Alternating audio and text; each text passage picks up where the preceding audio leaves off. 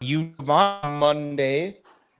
It is another sad week as the my top two football teams are done in the playoffs. They're Michigan didn't even bother making the playoff, and NDSU suffered their most shocking, biggest upset, embarrassing loss probably in the Division I era, which is wild to think because came at the hands of Illinois State, which I guess one way you can look at it is they were due. They hadn't beaten NDSU since 2010, which was 15 years ago, which is over 5,500 days, I believe. That's a long time.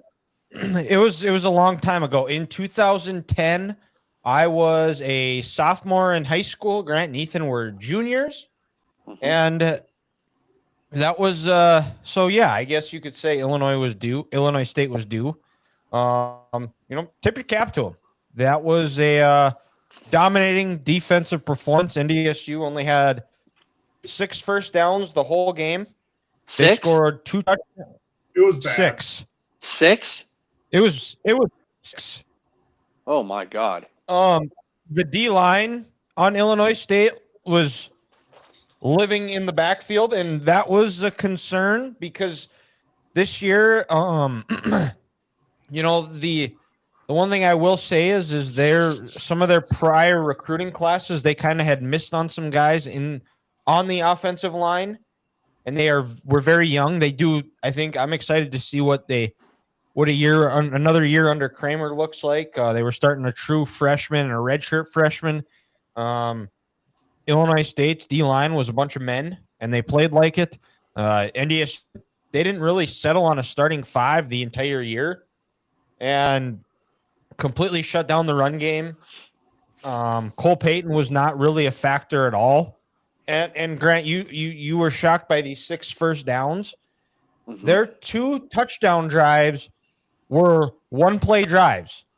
The first touchdown was a 78-yard pass to Bryce Lance. Mm-hmm. That was on a beautiful out and up. And then the second one was a 4-yard run by Barika Penu, that was off one of the 5 Tommy Rittenhouse interceptions. I don't know the numbers, but if you have a punt return for a touchdown, you have 5 interceptions, one of those interceptions being a pick 6, you're probably going to win that game. You're probably going to win by multiple scores. And the game is in your building. And the game is in your building. Yes. Mm-hmm. Yeah.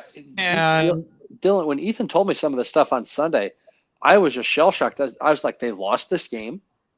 Like this is a game they win 42-7. Mm-hmm. It was a weird game. I will say it was just. Us as NDSU fans, we have been spoiled for the last 15 years, and there's just weird things that happen. I never really felt comfortable in the game because the offense only was on the field for about 19 minutes. Illinois State ran 91 plays. Oh, and Illinois State also in the red zone turned the ball over on downs twice. Oh my God. Yes. And I feel bad for the players because this senior class, they deserve a lot better. They deserve more than 10,000 fans showing up for a playoff game. The 10,000 that were there, you could hear it on TV. It sounded like it was loud. They did their best to make a difference, but there's too many NDSU fans that have been spoiled, and they've taken this run for granted the last 15 years. And we'll follow as it gets closer. We're just going to show up to the big games. Maybe this reinvigorates the fans that we can't take it for granted because we don't know how long this run is going to last. And maybe this reinvigorates them, gets them to come through, come to the game more. Because you look at some of the games, the big games that have been played in the Dome, and the difference the crowd has made. I mean, you look at the game against Wofford in 12. You look at the game against Northern Iowa in 13. You look at in 14. You look at the game, the two quarterfinal and first round game between South Dakota State and Coastal Carolina. Even that next year or the next game when they played Sam Houston, the amount of false starts that the crowd has created, where they're falling behind on the chains, or they get their 3rd and 1, they have to go to a 3rd and 6, and then they end up getting a sack. Grant is doing the surrender cobra, an impersonation I did on Saturday after NDSU lost. That was one of the wildest plays you'll see of the NFL season, guys.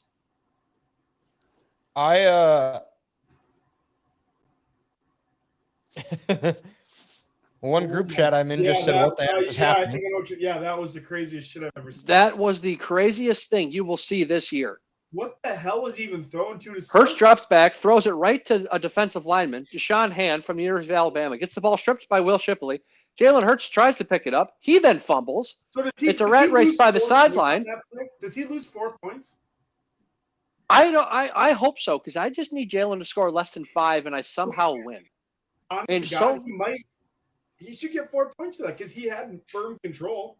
He did, yeah. And then he took 2 steps back, and then he lost it again. That should be minus 4 points. So, yeah, Dylan, when you see this replay, or if you have it pulled up on your iPad right now, it's the craziest thing you'll ever see. I do have it up right now. And, Dylan, it sums up the Philadelphia Eagles this year. And also, based off that play, that looks like something NDSU would have done on Saturday. Yeah. I don't know about. I guess I got to see it before I can make a better judgment. But it was, yeah. And you know what? Maybe this is what's going to motivate NDSU going into next year. I think the cupboard isn't bare. You look at the recruiting class. The big worry is how much are their guys going to get poached? There's a few that I would be shocked if they are back next year because now, Dylan, I have a question. Yes. Since this playoff run ended so much earlier than what they're used to, do you think there's a better chance more players leave in the portal because now the season is over and they're not focused on games week in and week out, and they have time to field these phone calls and think about things that? Yeah, that's exactly it's kind of where I was going with that, is that they've got time to sit there and think because, I mean, Jimmy Rogers was just named the head coach at Iowa State, and he knows this area very well. He knows the NDSU program very well. And there's a lot of, because I've already heard of multiple players that have 6-figure offers to go join a Power 4 team right now. And, there's, I think the people that they had going to the press conference, Toby Aneni, him, Donovan Woolen, which is there needs to be a federal investigation as to how he was not a Buck Buchanan finalist or a first-team All-Missouri Valley Conference player. Because if you go watch the NDSU defense, there's one guy that sticks out, and it is number 1 for the Bison. And I'm not talking about Marcus Williams. Yeah.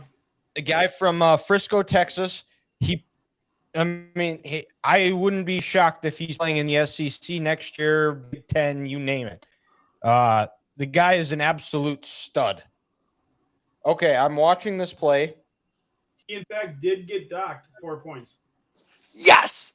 So, Grant, you are still alive. I am still surviving somehow. Grant is still alive. Oh, my God. So, if you win this, are you in playoffs? Dylan, so Ethan has to beat you, I think. Yes. Oh, that ain't happening. I need a miracle. I need a miracle myself. So, well, AJ dropping goes off. There's a chance. He dropped that first touchdown. Then also, what a bunch of bullshit last night, Dylan. Nico Collins puts on a Tyreek Hill in Arrowhead Stadium, gets tackled at the 8-yard line, and then your bullshit rookie running back, who I traded you in a 3-team deal, gets the passing touchdown. Oh wow, this game you closed the gap quite a bit, Ethan. This is a lot closer than I thought it was. It's very close. If McConkey doesn't do anything, I could pull this out. Yeah, well, he hasn't done anything yet. No. Well, and what's the annoying part about this game? I'm 0-4 against Ethan in the last 2 years, or 0-5. I'm 0-3 against Dylan. And then you know what's going to happen? Ethan is going to lose. I'll somehow win. But since Ethan lost and Dylan won, I'll be eliminated from the playoffs. So both of you two assholes are going to eliminate me, and I'm going to have to live with that for another year. Yeah, sit down, peasant. You might have nice legs, but you can't beat us in fantasy. Which is some just grade A bullshit. If I lose this game, there's a chance I'll be 0-2 versus Dylan this year. And then I think there's a small chance I actually play Dylan again next week in the 3-6 matchup. Oh, God, I am here for this. I think Dylan's going to get the 5 seed because he has more points than Addison. Oh, Dylan, also, catch this. Now this is just me complaining. Ethan traded me. Not you. He traded me more than 3 players, but he traded me these 3 players this year. Listen to this, Dylan. Joe Mixon, Malik Neighbors, and Michael Penix Jr. He trade raped you. He trade raped me 3 separate times. Dude, you know what one of the better trades of the year so far? Granted, Drake London is good. Dylan trading for Christian Watson, that is paying dividends right now. You know, and the 2 years that we have done this league, I don't think I have proposed a single trade to anybody. No, you did to me. Before the draft. Did I? Did you offer him a 7th round pick or some shit? I offered him like my next 8 7th round picks. That's right. Whoops. But yeah, Dylan, does that make sense? Like that play you just watched, that looked like that would happen on Saturday. No, I wouldn't have. Well, maybe. They just wouldn't with even the way able to throw the ball because he would have been sacked. But, that's true. He wouldn't have been. More or less, I'm just saying, by the way it sounds like, that is some crazy BS nonsense that would happen. Yeah. Oh my God, another. Yeah. Jesus. How are the Chargers going to have an offensive line to finish the year? This is ridiculous. I don't know. You got to ask the Chiefs the same thing. Oh boy. Yeah, that hits home. But yeah, that was the NDSU recap here. We'll preview the the quarterfinal games at the end of the show. But before we get to that, we do have to discuss the college football playoff committee. We had on Championship Saturday, we had one tremendous game. The rest of the games were absolute dog water. The only game, and it was a game of the century, a game that lived up to the billing. Indiana versus Ohio State. I didn't think Indiana was gonna win. You know what? Fernando Mendoza had his Heisman moment. He's going to be having an incredible speech again on Saturday night. And take a bow, Kurt Cignetti. I didn't think this was possible. I thought it was going to be a one-year wonder. I was wrong. I've been saying that way too much on this show that I have to admit that I'm wrong. But I was. Hand up. I'm a man. I'll admit it. He had those boys ready to go. He was, and the way you beat Ohio State is not being conservative, and he was not conservative. When there was gotta have it plays, they dialed up. They were the more aggressive team, and they went out there and they executed it.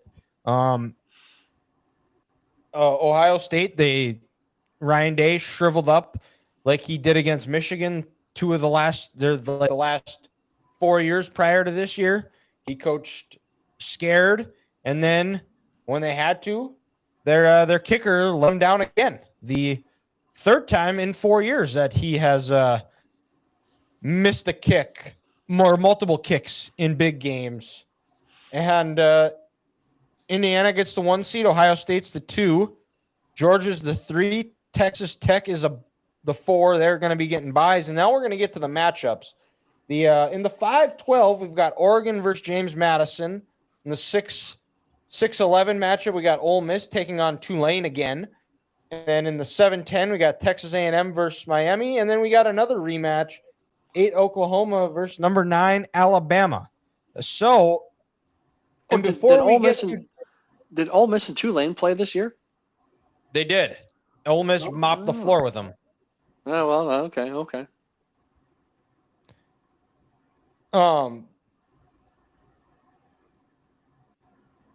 So before we get to debating and the final two out were Notre Dame and BYU, and before we discuss the bracket and if the committee got it right or got it wrong, we're gonna go back. We're gonna turn on the History Channel because that's what myself as a Cowboys fan does. But we're not gonna talk about the Cowboys past. We're not bringing out VCRs. We're gonna go back to August, where we have our predictions here. So I will start with Ethan. So Ethan's 4 teams that had byes. He had Texas as the 1 seed, Clemson as the 2 seed, Penn State as the 3 seed, Arizona State as the 4, and in the 5-12 matchup, he had Notre Dame versus JMU. So we got JMU right. In the 6-11, he had Ohio State versus Louisville. Louisville had a good year. It just kind of petered out. And then in the 7-10, he had Georgia versus Illinois. He also had Illinois winning that game against Georgia. And then in the 8-9 matchup, he was right. Alabama was the 9 seed, but Oregon was the 8 seed. And then he had Texas and Illinois playing. He had Texas winning. And then he had Arizona State playing Notre Dame. He had Notre Dame getting the better of the Sun Devils. The Catholics defeat the Devils. And then Clemson, Oregon, he had Clemson winning. And then Penn State, Ohio State, he had Penn State winning. And in the semis, it was Texas versus Notre Dame. He had Texas coming away with it. And then he had Clemson, Penn State, Clemson winning. And he had Clemson winning it all. Yeah. Grant here also had Texas as the 1 seed. He had Clemson as the 2, Ohio State as the 3, and Penn State as the 4. So in the 5-12 matchup, he had Notre Dame playing Missouri sneaking into the playoff. And then in the 6-11, he had LSU and his group of 5 team, Boise State, matching up with the Tigers winning. And then in the 8-9, he had Alabama playing Arizona State. And he had Arizona State beating the Tide here. So in the quarters, it was Texas versus Arizona State. He had Texas winning. And then he had Penn State, Notre Dame. Penn State coming out with a win compared to last year's semifinal. And then Clemson versus Oregon. He had Clemson. And then Ohio State versus LSU. He went with the Tigers. And the Tigers moving on. So which set up Texas versus Penn State in the semis. Texas winning. And then in the semis, which would have been a rematch of their week 1 game, Clemson versus LSU. And he had Clemson winning. He also had Clemson winning the national title. And me rounding out my predictions, I had Clemson as the 1 seed. I had Texas as the 2, Penn State as the 3, Notre Dame as the 4. Oh my!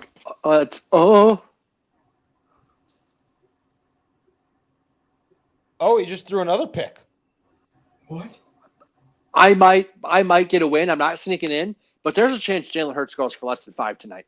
There is a chance, guys. This is awful. Those are just horrible throws. This is giving off 2023 vibes where they're free falling. Yeah. Grant, you do have a fan. I have a comment on the YouTube chat from our good friend Aaron Walling. He says, even in NDSU letdown, Grant's thighs are here to cheer fans up. You're damn right they are, boys. Because you know what they say, thick thighs save lives. But anyways, I had Clemson. I went over that. So in my 8-9 matchup, I had Kansas State hosting Ohio State winning. 5-12, I had LSU versus Tulane, who is in the playoff. I had the Tigers winning the Battle of Louisiana. Didn't happen. And then I had Oregon taking on Texas Tech. Oh my God! Which we might get that, Matt. I'm hoping we get that matchup in the quarterfinals. Good call. Because that will be a tremendous game. What is going on? This game is officially drunk. It's making This no game sense. a little bit ahead of me. If we had to describe the Jesus Christ. level of drunkenness on a scale of Dylan's drunkenness, what would it? Garden of Eden. No, it's not there yet. It's getting close. It's up there. This is actually it might be. Justin Herbert should not be playing this football game. His left hand is going to be amputated after this thing. The ball at all. Look at him. He's not even on the ball there. Yeah, that one looked like it hurt. Yeah, well, and Dylan, he's had that grimace. He's had that grimace twice in the last 2 offensive plays. The Chargers. Well, even on the bench, he's like rubbing it now. It's just stupid. Yeah, I mean, I understand wanting to be tough and being out there for your guys, but this is foolish. Again, then you're out for the playoffs. Exactly, or you're going to cost your team a spot in the playoffs because then they're going to go 8-9. Yep. But I had Oregon beating Texas Tech, and I had Michigan playing Alabama, and Michigan beating Alabama. Not a homer or anything. Nope. In Clemson versus Ohio, I had Clemson winning. Notre Dame, LSU, I had the Irish winning. Penn State, Oregon, I had Penn State winning. And then Texas versus Michigan, which is a Citrus Bowl matchup. So you kind of got it right. Yeah. I kind of did. I have Texas beating Michigan. So my semifinals, I have Clemson versus Notre Dame and Penn State versus Texas. I had Clemson beating Notre Dame, and I had Texas beating Penn State. And like the 2 dickweeds, I also had Clemson winning. You know, didn't you say, Dylan, at that moment we should have realized that this thing was over? Yeah. Oh, yeah. I'm pretty sure we all said that. We all said that. Oh, it's our fault. It's not your fault. But do I have to remind you guys of who your Heisman predictions were? I'm actually curious who I said. Yeah, I'm very curious. Oh, God, I don't even want to talk about this. Oh, no. Ethan, you said Ethan said Jeremiah Smith from Ohio State. Okay.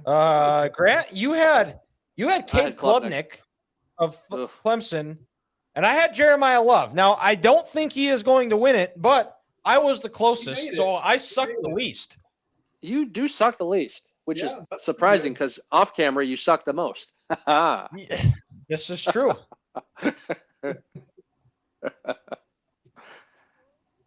But so if you do that, anyway, if you do that on camera, you can make a lot of money, Dylan.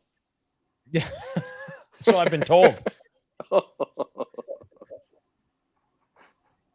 What the hell just happened? That was weird. Derwin James has been off the field they've been helping him off the field for like 20 seconds. They never stopped the clock when he was literally out on the field with a trainer. Oh yeah, and how he smashed his head against his teammate. Yeah, he's not coming back in. No, he's not. He looked dazed and confused. Yeah, okay, they put 20 seconds back. I was like, they literally just let that sucker run. What are we doing? The officials in this game are intoxicated as well. I guess. It's California. But anyways, fellas, let's discuss here. So we have the playoff, and it was definitely with some controversy. Obviously, Notre Dame being left out, which personally, if they would have left Alabama out, I think I would have swapped Notre if it was up to me, but it's not. I probably would have moved Notre Dame in and Alabama out, just for the fact that two of Alabama's last 3 FBS games were losses.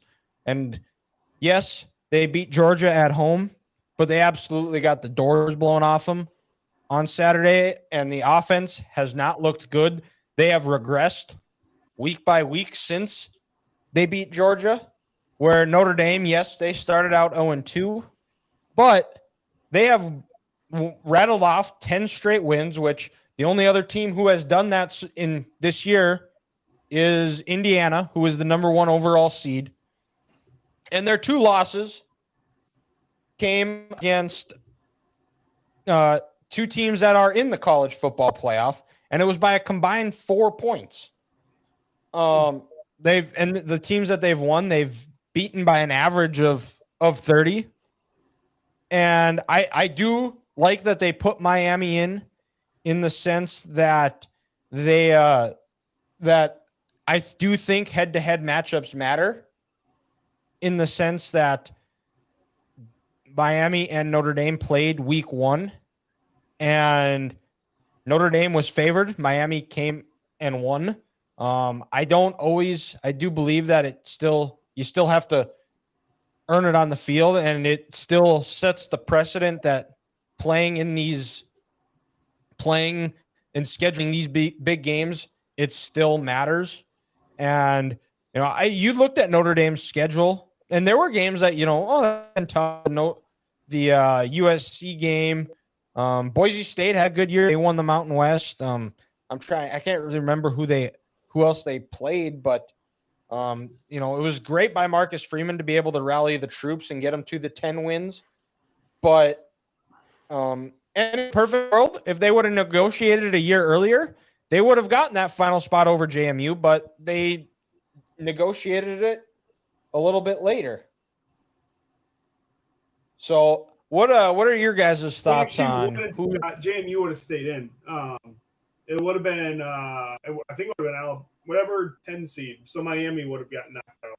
Miami. Because those other 2 are automatic qualifiers for winning the conference. So it's stupid. Yeah, because what were the 4 conference AQs? Was it Indiana? Oh yeah, I guess it was the Indiana, 5. Into Georgia, Texas Tech. Texas Tech, Tulane. Yeah, Tulane, JMU. That's right. Yep.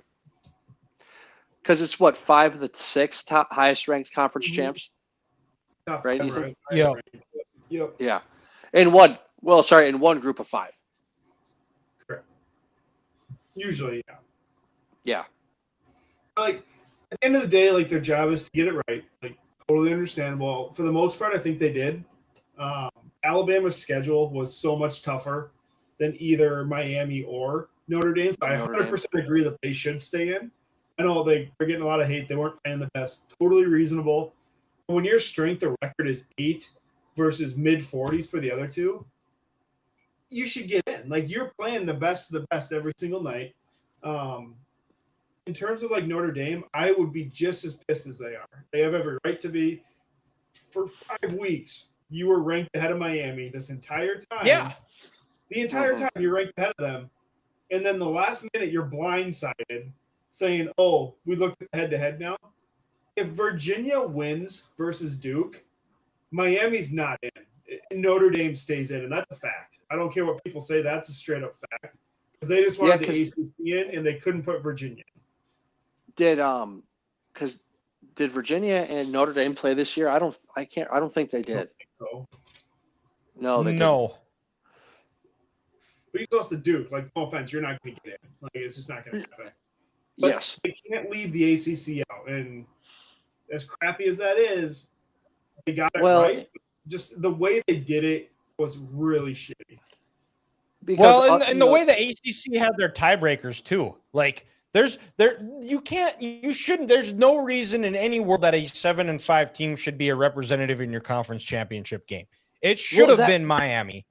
But also, you could argue, wasn't Duke also 6-2 in conference play? And Miami was 6-2 in conference play also? Because didn't they have that logjam of teams that were 6-2? Duke was 6-2, as was Georgia Tech, Pitt, SMU. So yeah, I get they're 7-5, but still in conference play, they had the same record as Miami and all these other teams. It's not their fault that they couldn't play anybody in the non-conference. Yeah. Yeah, so and I don't even remember what the tiebreakers were, but yeah, that's just kind of some flawed argument that people are going to throw on the internet to make a flash in the pan statement. to catch someone's eye. At the end of the day, Duke was still 6 wins and 2 losses in conference play. So I'm not faulting them for that. But Ethan, like you said, if you're going to value the head-to-head, do it from the beginning. After week 14, do it from the beginning. Always have Miami at least one spot ahead of Notre Dame.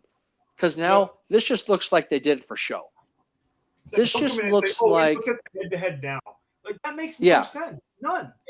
It looks like they just did it for every Tuesday for the last 5 weeks to get people talking about the college football playoff ranking release.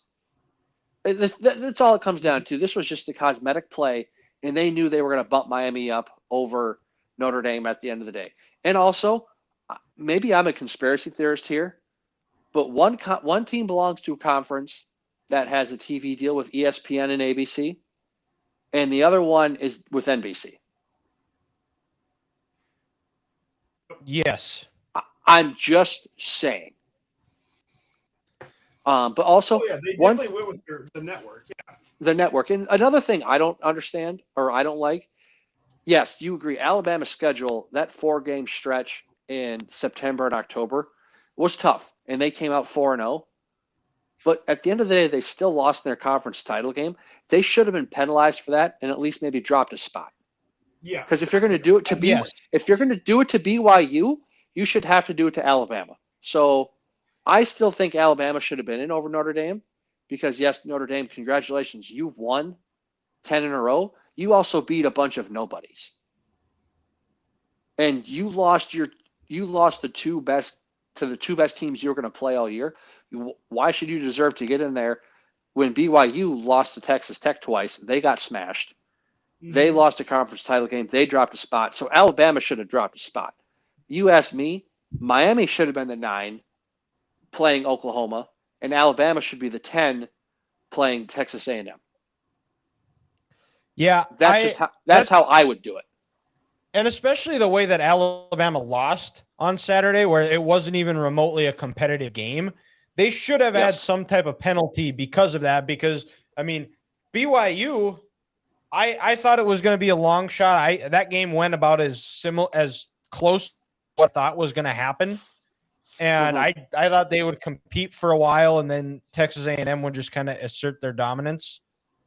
And that was exactly what happened. And yes, who did I say? You said A&M. Oh, yeah, opposite sides of Texas. Mm-hmm. But the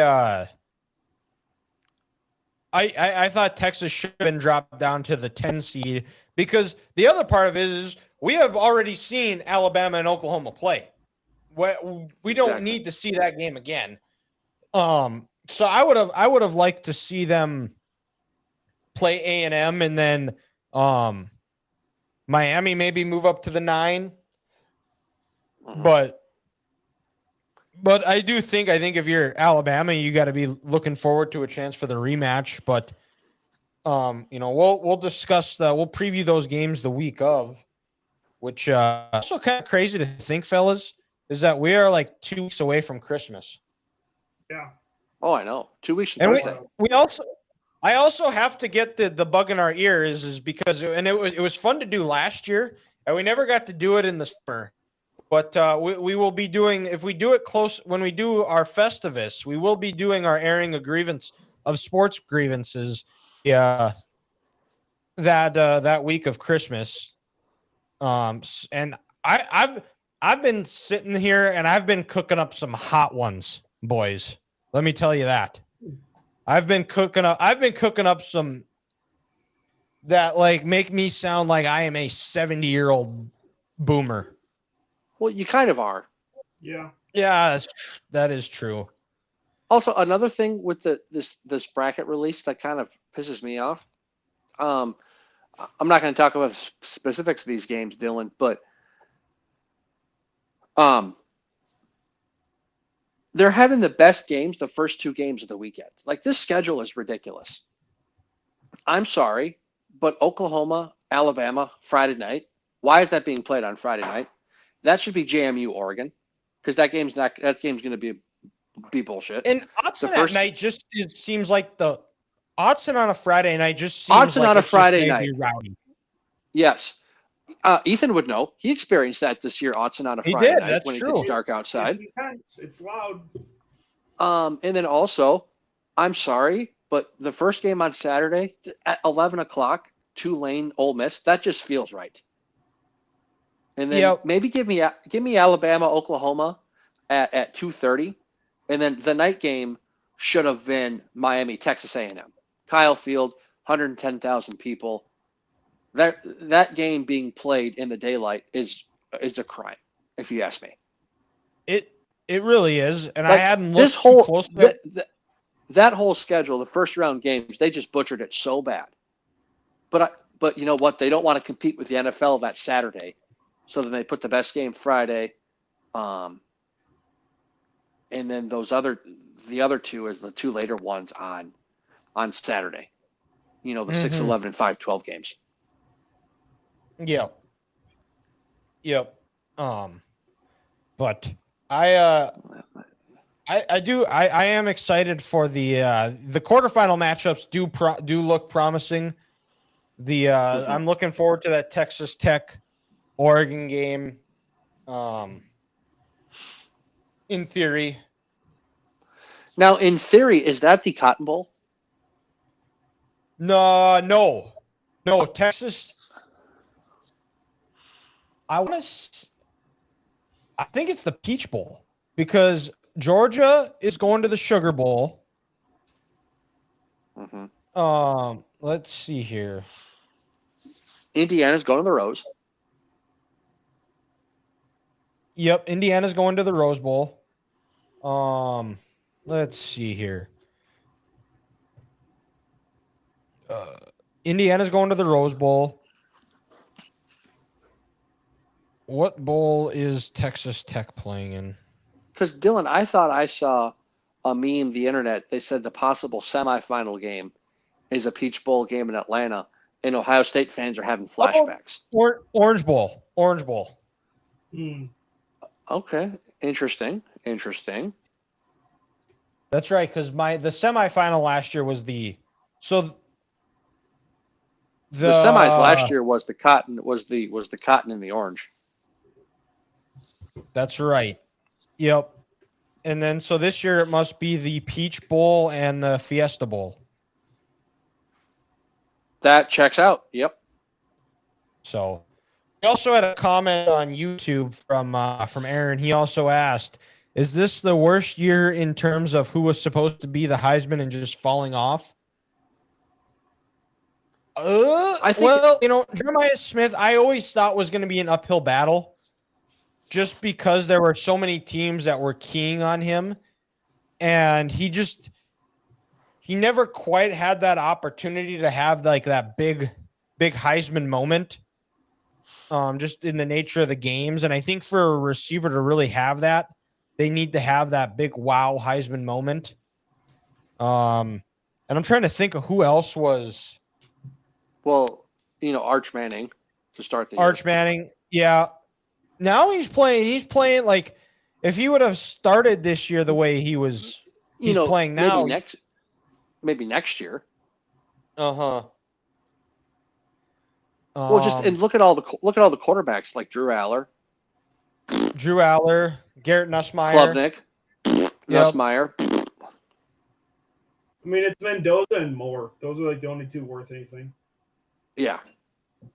And I don't even really think Moore should be up there too high. If you ask me, I think Moore's Jeremiah not even Love, a Heisman. Moore's not a Heisman. He's not going to New York. He's saying just in terms of quarterbacks. Yeah. Oh, yeah. Yeah, I'll be curious to see what Moore does after the year, if he goes pro or not, because I think talent-wise, if he were to declare, he's probably the most talented quarterback in the draft. Because, I mean, Pavia is too small, and he's not mature enough to be an NFL quarterback. Arch isn't going out. Mendoza's really... Oh, what is going on? My God. And now, Ethan, you'll see this eventually. Adoree Jackson is on the ground in pain.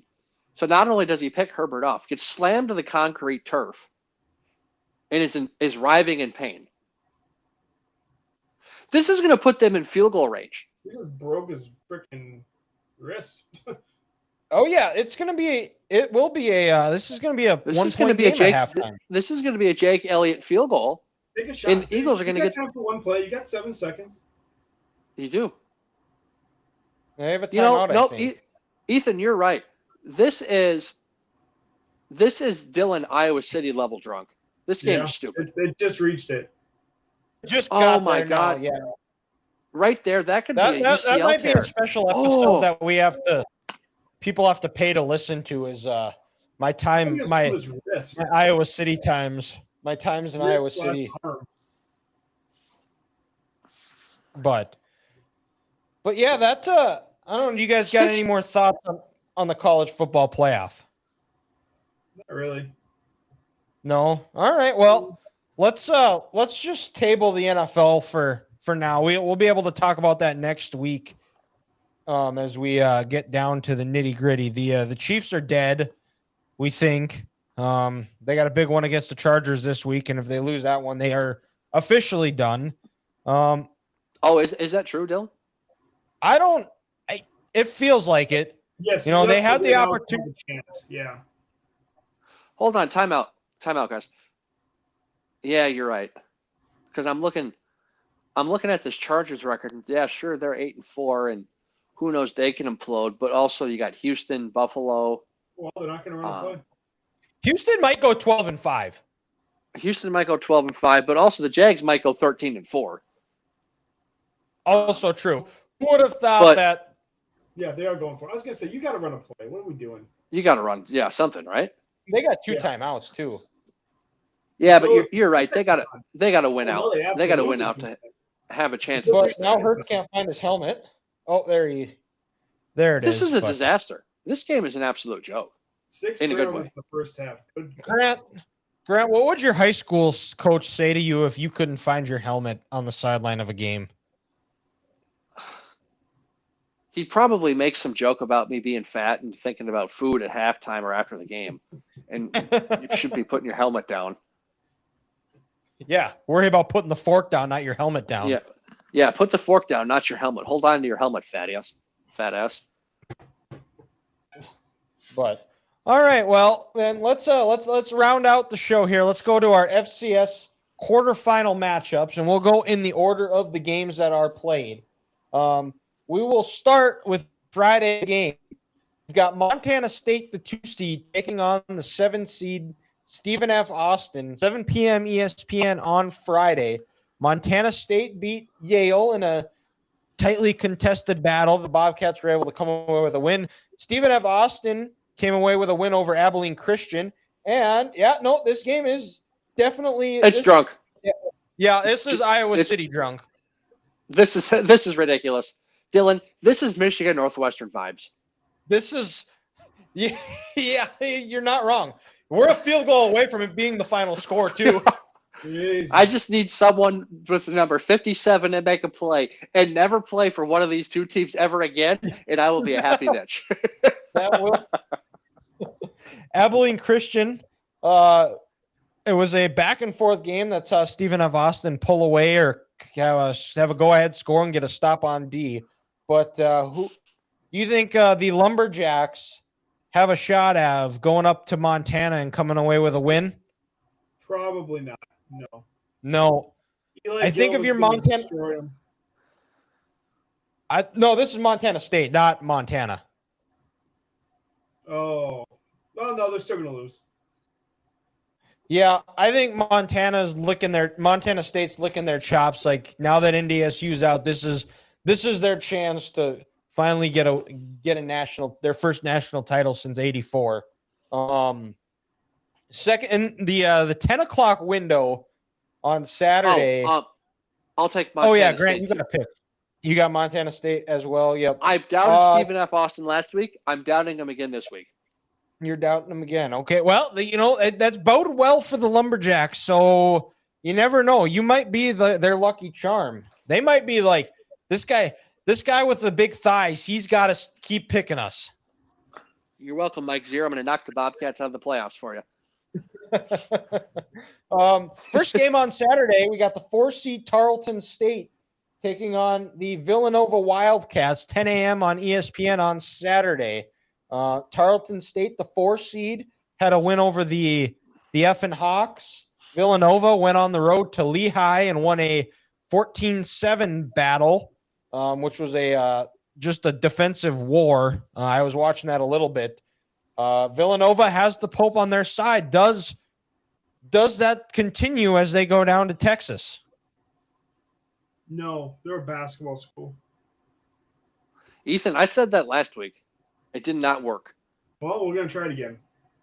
You know what? I'm a believer. The Pope is on their side. The Villanova Wildcats. Wow, Grant with the upset. You know what? I can't go with them.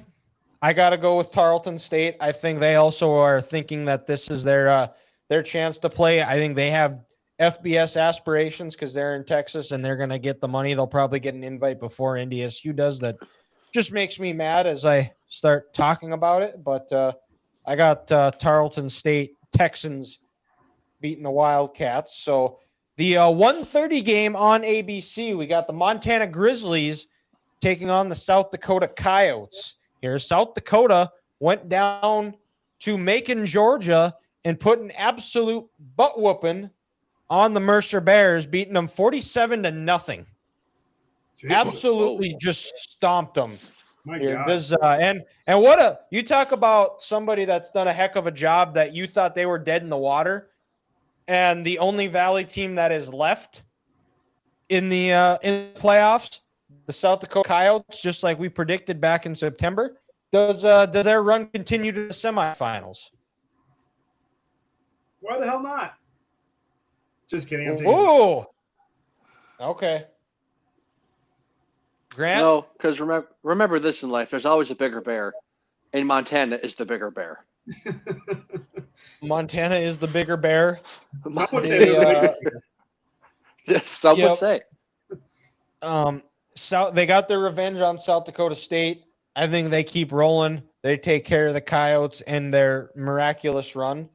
And then to round it out, and they would own South Dakota. And to round it out, we got the 8-seed UC Davis taking on Illinois State, 3 p.m. ESPN Plus.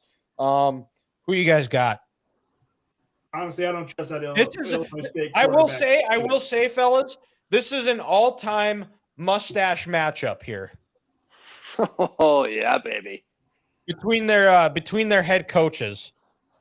Let me see here if I actually I do have their pictures, so I'll show you, Grant. That is Brock Spack.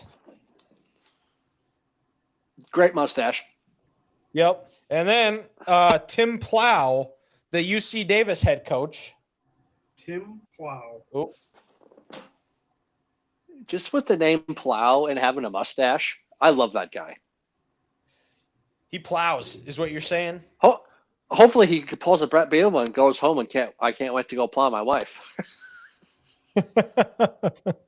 But do you think his Aggies plow the Redbirds? Yeah, I think so.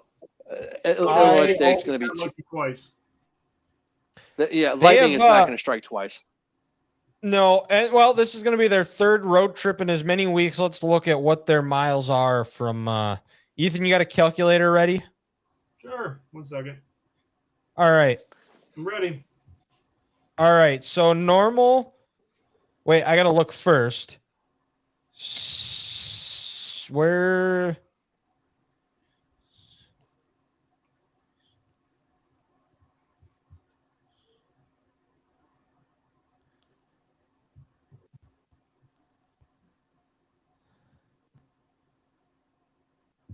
It is,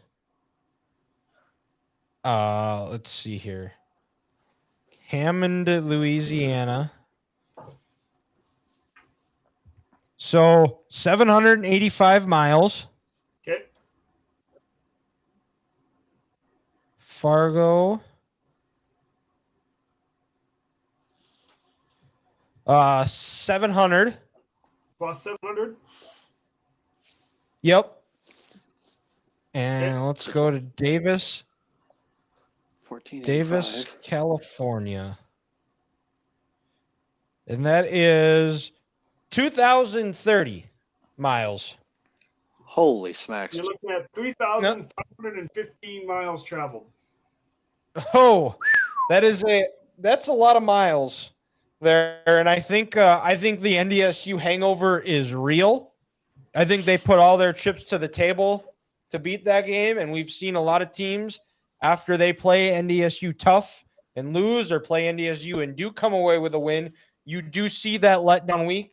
I think that happens. So give me UC Davis to end the Redbeards season, and we bask into more misery. Oh, and we also have one more game we got to pick, because it is week, and there is somebody on this show that will be going to it, and that is me, fellas. So who do you guys have winning the Army-Navy game on Saturday?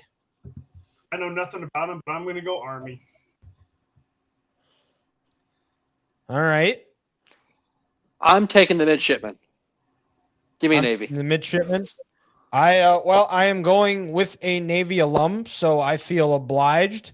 Also, the Marines are part of the Navy. My dad was a former Marine, so I also will be going with the midshipman.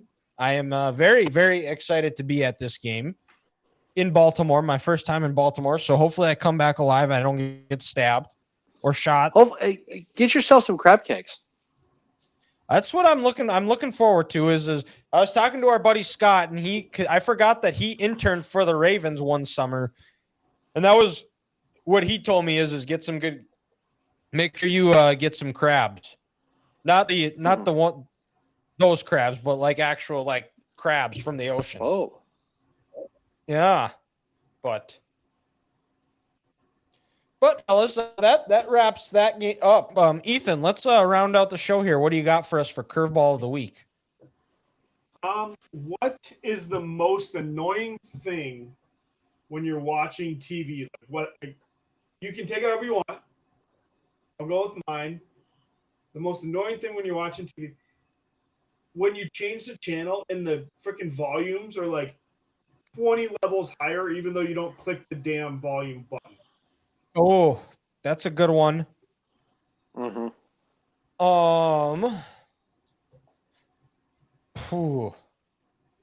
It's an interesting one. So if you can't think of one, it's okay. Well, and it depends. So like if I'm watching cable, like I don't really have too many issues because I don't have to worry about a connection to the internet or anything like that. Yeah. But I will say, when you're watching like a show on like one of like the streaming apps, and all of a sudden it's getting to a good part and it just cuts to a commercial. Yeah. Also, I guess maybe I could just pay a little bit more so I don't have to see the ads, but. Or you mean like the 2-minute commercials on Paramount? Yes. Mm-hmm. Uh-huh. But. Yeah, those are the big ones. Another one I'd say it's not even close to like watching like what's happening on the TV. It's if you're hanging out with someone or you're both, let's say, watching a show or watching a game, and then they pull their phone up and they're watching videos on their phone with their volume up high, and it's like, bitch, I can't hear the TV now because you're on your phone. Like if you want to be on your phone, cool, but turn your volume down. Yeah. Yeah, that is a good one. Mm-hmm. But I think that pretty much sums it up. We're going to be back next week on Tuesday. Yeah, we'll be back next week Tuesday with we'll probably talk a little bit more NFL. We won't have to preview the games, the college football games. Next week will probably be a little bit more NFL heavy show. We might discuss some of the college, some of the more the new coaching hires. The playoff games will be Saturday. Yeah, there's a couple. There's Friday. Shit, that's right. They will one be. Friday, okay, never mind. and then 3 Saturday. Oklahoma's Friday night. Yeah. Yep. Yeah. No. What the hell? Yeah, we will be previewing those games on the on next Tuesday, the 16th. Oh, shit. That's my mom's birthday on Monday. I better get her a present. There you go. But yeah, that wraps up this week's episode of the Three Guys Talking About podcast. Make sure you like, rate, subscribe, review. Make sure you follow us on all of our social medias, 3GTV Podcast. Thank you guys again for tuning in, and we'll talk to you next week.